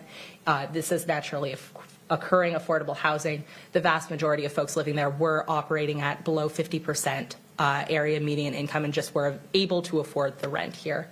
And so this is a really great pivot for us from public housing to a scalable multifamily growth where we can add these units to our service network, maintain them in that affordable housing inventory, and also use the proceeds off of this property as we get these subsidies in to support our operating costs to build funds to acquire more. Next slide, please. We also have one property currently in process under purchase and sale. Tahoma View is a 50-unit property. This one is 1, 2, and 3 bedrooms, but mostly 2 and 3 bedrooms. So this is really family housing. We are planning to close in August of 2025. This is just south of 512, so also outside of Tacoma city limits, currently owned by Mercy Housing. And we are really excited to bring this in as well, since Parkland is one of the service areas where a lot of the houses that we are exiting were located. So we want to make sure that we're maintaining our footprint in this region. Next slide, please. So we're also doing development and rehab projects on our current portfolio. Most of these are going to be funded not exclusively using these Section 18 funds, but with those as kind of like a seed money starter for us to get these projects off the ground. So Chateau Rainier is our largest community. It's 248 units. It's in Fife, and it is about 3/4 of a mile of the current preferred light rail station for Fife. So we are really excited about this property and about bringing it back to, full maintenance status as this light rail is coming through, so it could be even more attractive for our residents. We're working with a partner right now, a development partner, to submit for low-income housing tax credits on this property. So right now, this property isn't restricted affordable housing. We've just been operating it as affordable housing. When we bring in low-income housing tax credits, it becomes restricted affordable housing. So we're hoping to get that in place, and that funding from the low-income housing tax credits is going to allow us to really rehabilitate it, put in better systems, more filtration systems, do envelope repair, and bring this property up to just like operational snuff for the next 20 years. Because up until this point, it's all been kind of a self-funded enterprise. And so that's our next big project. It's estimated at about a $50 million ticket for that. So it's something that we couldn't do by ourselves, but a program like low-income housing tax credits is able to give us the money that we need to really to do these sorts of massive repair operations that become necessary when we have an aging housing stock. Next slide, please. We've also got some development projects in our distant pipeline. So we have a couple of adjacent sites that we've owned for a while down in Parkland with an estimated yield of about 70 units. So this would be our first really foray into building units as opposed to acquiring or rehabilitating. We're looking at 2026 for pre-development with possible submissions in 2027. So we'll keep you guys posted as we work through that process. And we're currently working to acquire a surplus parcel from Tacoma Public Utility that kind of makes or breaks the site. So we'll keep you folks posted on that as well as it works its way through to the county council for that surplus. We also have our former main campus site, which is located down on next to 512, immediately adjacent to Polk and Park Street. It's central, it's high visibility. We think we can get about 29 units on the site, but we're exploring our options for that to make sure that we're really leveraging all of our resources. Next slide, please. And on a similar note, we recently moved our offices. We are still in unincorporated Pierce County, but we're a little closer to Puyallup now. This was done without any use of our Section 18 disposition dollars. It was all privately funded for this. But it's better located to serve our clients and community, especially as we work more in rural areas, as well as Lakewood, et cetera. It's a more modern space. If any of you had the distinct pleasure of going to our previous offices, we had well outgrown them. And so we are really excited to be in an office space that really allows us to better pivot towards meeting the needs of folks in our community. And it really reflects our ongoing growth as an organization and the ways that we are really pivoting to change and be more impactful in our community as we bring these funds in and have the opportunity to do a lot more than we've done in the past. Next slide, please.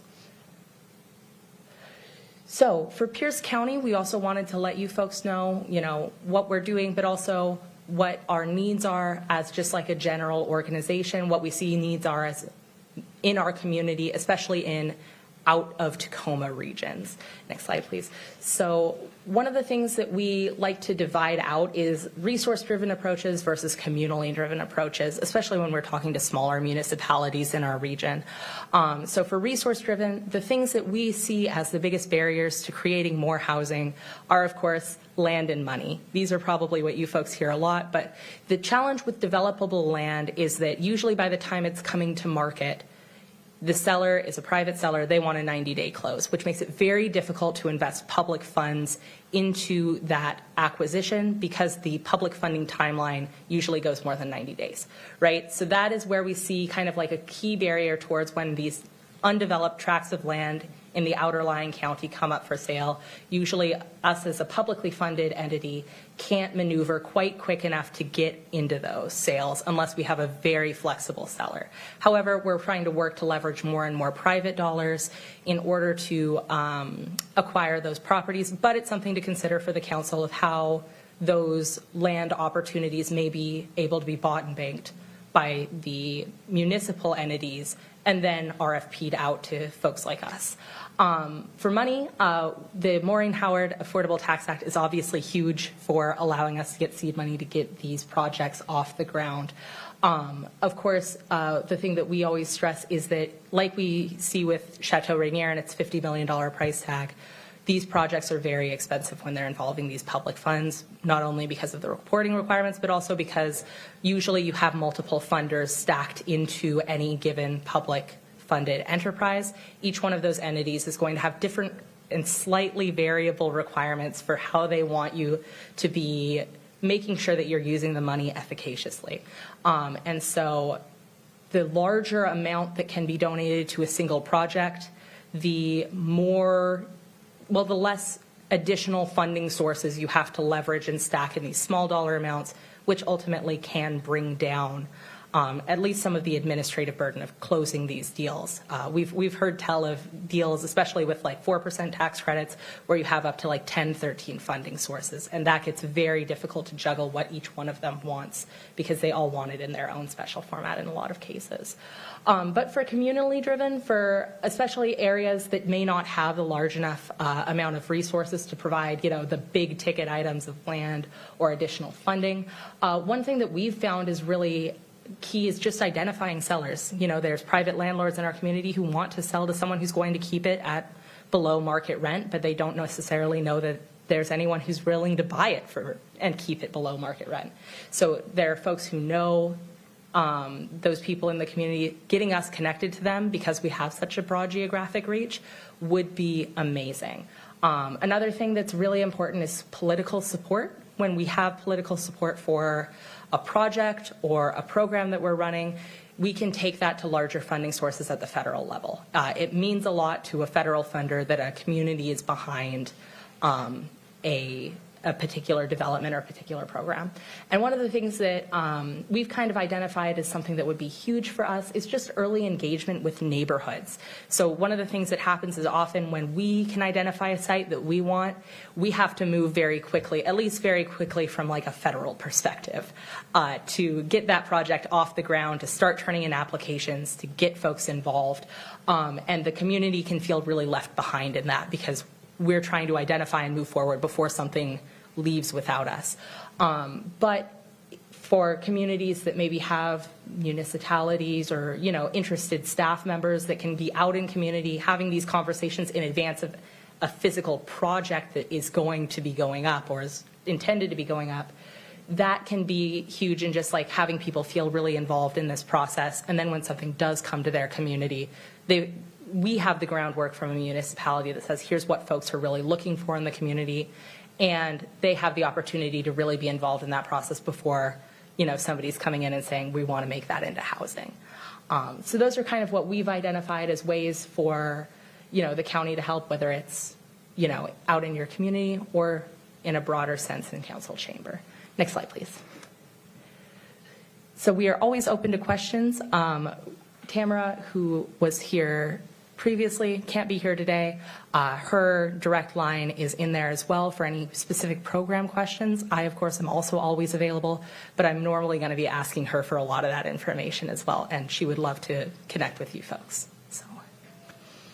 Well, I couldn't tell that you didn't have supporting information on this, okay. So well done. Like, you nailed it. Though I really appreciate Tamara's voice and Director, thank you for being here as well. And I think we'll turn this over for questions. We will start with Councilmember Denson. Yeah, I was going to say that's the same thing. I'm not sure there is anything that Riley does not know. I've always been so impressed with you. Thank you. First of all, I have a couple ideas for you Absolutely. of sellers, so we can talk offline Beautiful. about that. So come find me. But I wanted to ask you about the developable land. Yes. Are you already, I'm sure you are, working with our Pierce County Community Development Corporation with the funds that they have to maybe acquire some land that they can hold while you work on funding? We have not yet. We haven't been able, so like is this in reference to the NOFA that's out right now, or is this in? I don't know. I just know that in the budget, you guys correct me, we put a like $2.5 million so that they could purchase land bank, Yeah. preserve housing, like a manufactured home park, for example. Yeah. But it's pretty flexible, and I think it would work for that purpose. You know what I'm talking about, Mary? Yes. I can, to provide a little bit more background on that, as you said, you allocated between $2 and $3 million to the Pierce County Community Development Corporation. And so that funding has been used for a few different purposes. It helped preserve a manufactured home community that was put up for sale in Parkland, and those residents were able to cooperatively purchase it. Some of the funding was also used to acquire a parcel from the State Department of Natural Resources, and so that's going to be developed into affordable homeownership housing. And then there is a land banking NOFA out, which I think is maybe what you're thinking about.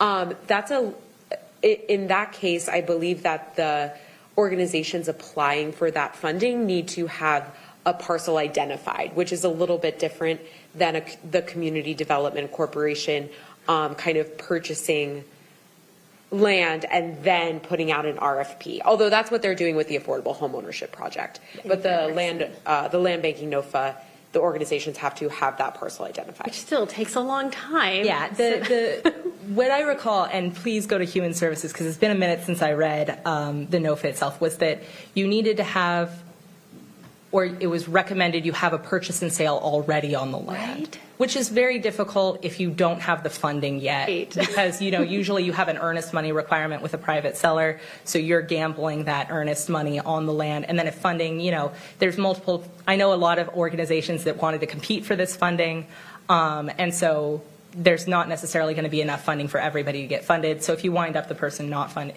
it could be a big buck to hold depending on the size of the parcel.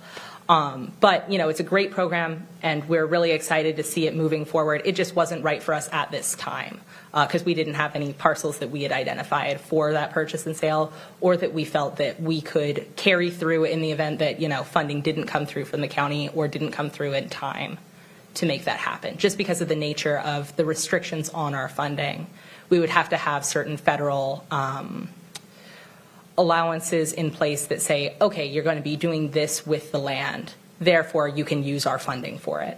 And that pre-development work takes a lot of time to get it through HUD, especially because it needs to have eyes on it from a variety of their departments as well. So there's challenges there, but I think that it's a great program, especially for folks who maybe have like private donations or other ways that they're supplementing it as well. Yeah, I agree that the NOFA and that program is great, but I'm talking about their ability to be quicker when a project or when a property comes online, their ability to capture that quickly, like the manufactured home park, for example. They needed, and this is a revolving loan fund too, so they were able to capture it. The residents will pay back. Same in Frederickson, they captured the land, but whoever the developer is will purchase the land, and then we can put the money back into projects where we just need to jump on things to preserve them. So you may just want to have a conversation, I don't know the ins and outs, so that they are thinking of you guys, and you guys know exactly what they can and can't do. That would be amazing, for sure. Thank you. Thank you for the questions. We'll go to Committee Member Yombe. Riley, I really appreciate your presentation. Like my colleague said, I can't tell what you do not know and know. And it's, so someone give her a pay raise. Anyway, I wanted to touch back on, you did allude to social housing. Yes. And I was wondering, so as you're looking into future development and preservation opportunities, have you explored that, social housing models? And like, if so, what have you learned, and is there any plan? Yeah, I can speak to it a little bit. We haven't explored it formally, but it's something that I personally am very interested in. What we do in our affordable housing communities right now has a lot of similarity to social housing. So like in these non-federally funded communities that we own, we don't have income restrictions on them at present. We're looking at getting a more robust income restriction system in place. But Some of the units in those have project-based or housing choice vouchers in them right now. So those are folks generally around or below 50% AMI, often below 30% AMI.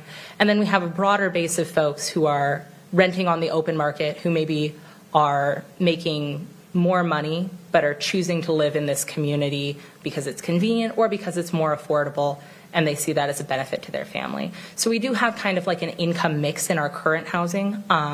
We do think that it's a great model to not have too many folks of extremely low income really concentrated in the same areas. That does create a little bit more of an operational challenge, especially if there aren't supportive services on site for folks. The real challenge for social housing is just finding funding sources that will support the at-market or above-market units. To make that feasible. We would love to be involved if there are those funding sources identified. The challenge is really just like making sure that the community can pencil when you're putting that much into the development cost of the community for units that can't be covered by federal sources. And also making sure that the proposal itself is still competitive for those federal and public funding sources.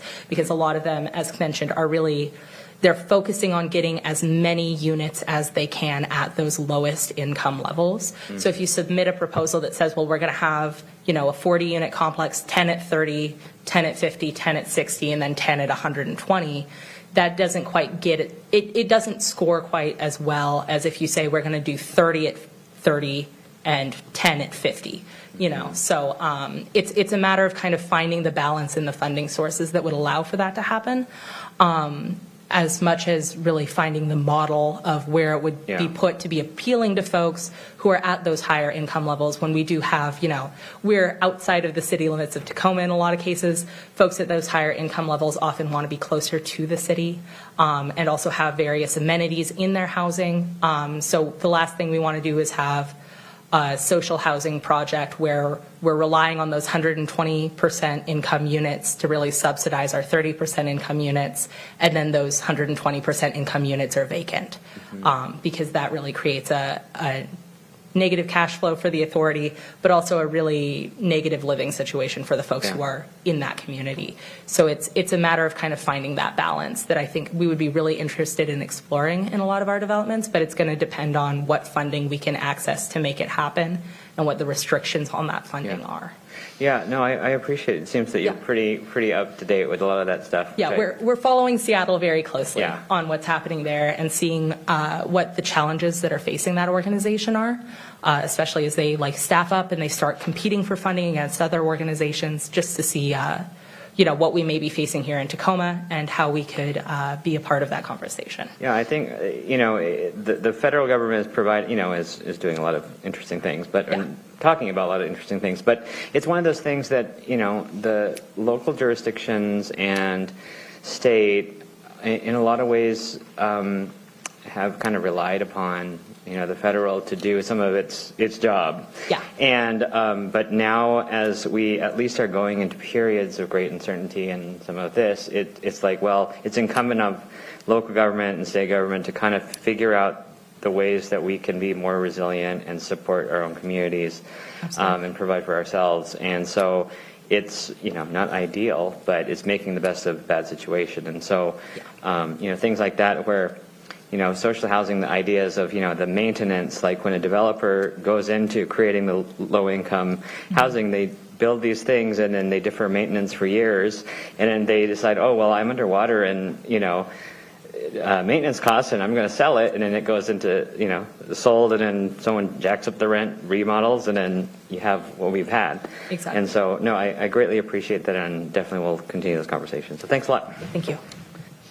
Thank you for the comments. Riley, can you share a little bit more about potential impacts around, and this may be a Tamara question, but what we're seeing is that the conversation around some of the federal vouchers are being discussed. We'll just use that word. Yeah, so we are following those conversations very closely. I would imagine They are very concerning conversations just because of the nature of our funding. And we're really relying on our trade organizations to make this case in Congress, as well as our landlord partners who would be impacted if this kind of major source of market funding were to dry up. So I'll start from kind of like the fact that we at present don't really know what the situation looks like moving forward. The budget proposals that have come out have been very unfavorable for our programs, but we're following them. It's also worth noting that at present, the Secretary of Housing and Urban Development has a pretty wide latitude to distribute funds within HUD's programs. So depending on what gets passed, even if it's a bulk amount of money passed to HUD, it may not get passed through to any specific program based on the Secretary's orders from above and also decision to fund certain programs over others. So we're just kind of playing it by ears. We watch what's going on. So we get funded, Pierce County Housing Authority, not every housing authority, a few get funded a little bit differently, but we get funded in two major pools. One of those pools is called our, essentially our HAP funding, or Housing Assistance Payment funding. That's about $40 million a year, a little bit more than that. And that's direct pass-through dollars. So we don't keep any percentage of that. That's all moving out towards landlords for monthly housing assistance payments. We do about a little over $3 million in housing assistance payments a month for our folks. So it's a substantial amount of money is moving through our organization every month, and our staff is, working with landlords, working with tenants, doing income qualifications, et cetera, where we have about our per unit cost, you could say, like what our usual cost for per family is about $1,100 a month for one of our units. So it adds up really fast when you're talking about 3,000 families. Our administrative costs are paid through what's called our admin fee, or a different amount of funding that gets sent by HUD. That's about, I'd say, about roughly $2 million a year. So it's a very small percentage of our budget. About 5% of our budget is overhead, keeping the lights on, staff salaries, et cetera. So there's a very small pool of quote unquote fat that can be trimmed from our operation without touching the housing assistance payment funds, right? If you're looking at any sizable cut to HUD's budget for our programs, it would have to, by necessity, touch money that's direct pass through our organization that really just doesn't even get touched by us. It's just moving through. So the other thing about the Housing Assistance Payment Fund is that in order to pay for the same amount of families year after year, the Housing Assistance Payment Fund needs to be growing in proportion with the inflation of rent.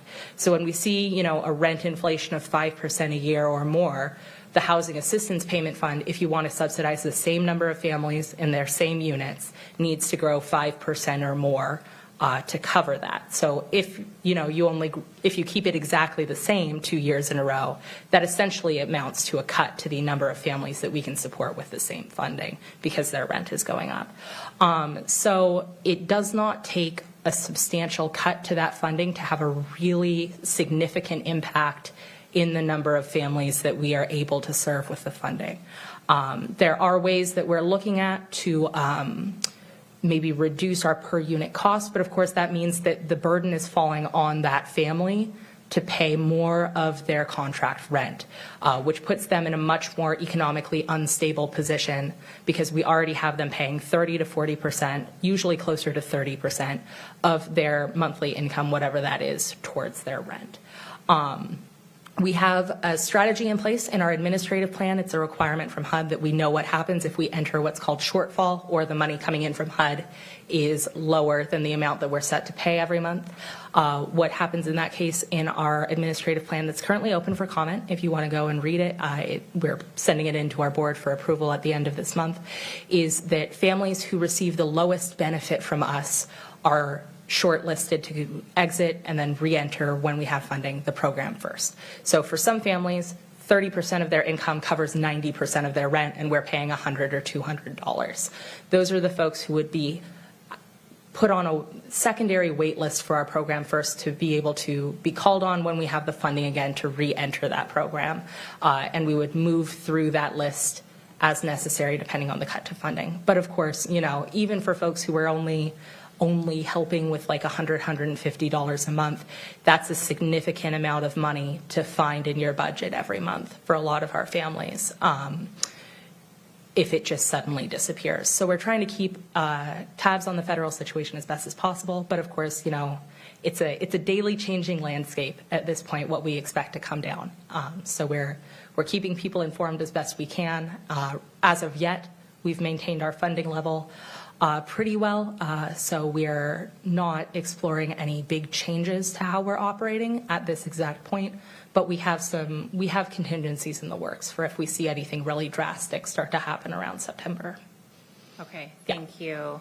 I think my other question is just around some of the dialogue around who can be served by the federal government and understanding what I believe is the law and what is being discussed, and wondering as an agency if you've started to think about the kind of data you may be asked to collect, the kind of questions you may be required to report on, if you're starting to see that kind of conversation come at you from the federal level. Yeah, we haven't seen it come at us yet.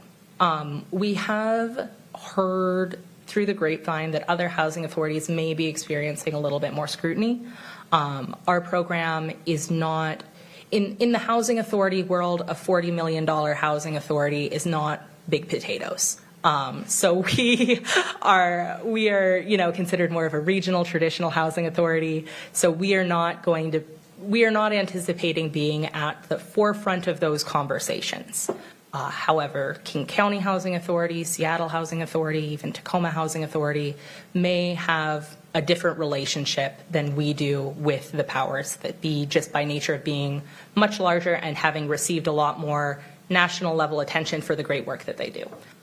So we have internal conversations about what may happen if those levels of scrutiny do reach us. But at this point, we have not been experiencing that, just probably by nature of not having those sorts of relationships with the federal government that has exited versus the federal government that has come in. So.